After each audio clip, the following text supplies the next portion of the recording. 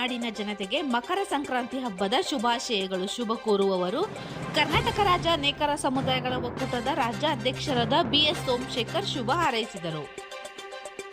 Sir, ನೂತನ ವರ್ಷ ಸಂಕ್ರಾಂತಿ ವಿಜೃಂಭಣೆ ದೇಶಾದ್ಯಂತ ನಡೀತದೆ, ರಾಜ್ಯದಲ್ಲಿ ನಡೀತದೆ. ನೇಕಾರ ಸಮುದಾಯದ ಒಕ್ಕೂಟದ ರಾಜ್ಯಾಧ್ಯಕ್ಷರು ಏನು ಹೇಳ್ತಾರೆ ಸೋಮಶೇಖರ್?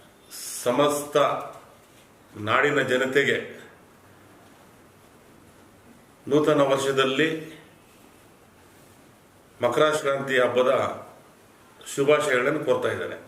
ಸರ್, ಮಕರ ಸಂಕ್ರಾಂತಿ ಬಂತು ಅಂದರೆ ರೈತರ ಸುಗ್ಗಿಯ ಹಬ್ಬ ರಾಜ್ಯಾದ್ಯಂತ ನಡೆಯುತ್ತೆ, ಪೊಂಗಲ್ ಸಹ ನಡೆಯುತ್ತೆ. ಏನು ಹೇಳ್ತೀರಾ ಸರ್?